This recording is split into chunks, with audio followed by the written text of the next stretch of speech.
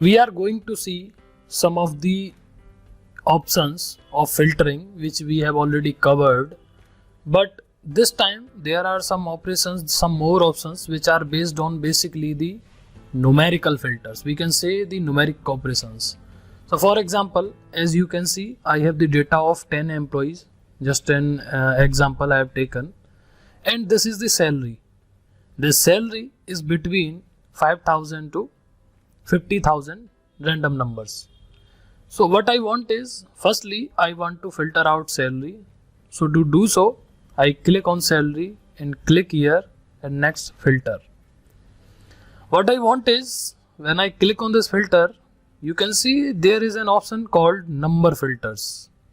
So in this number filters we have many options. We will see one by one each of them.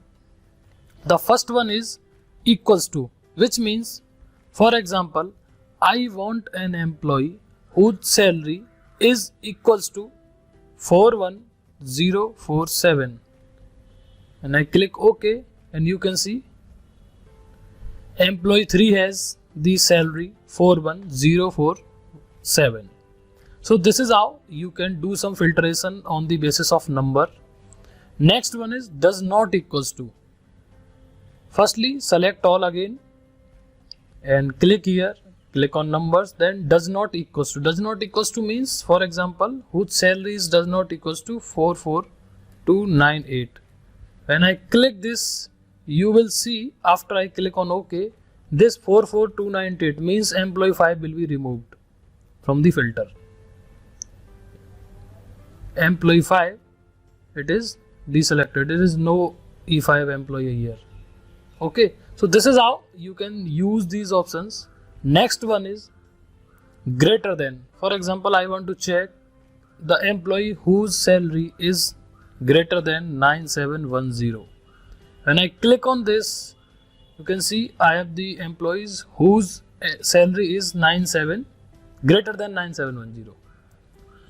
Next option is greater than or equals to. So for example, I want to check an employee having salary greater than or equals to 39330 and click OK. So these are the employees whose salary is equals to 39330 or greater than this.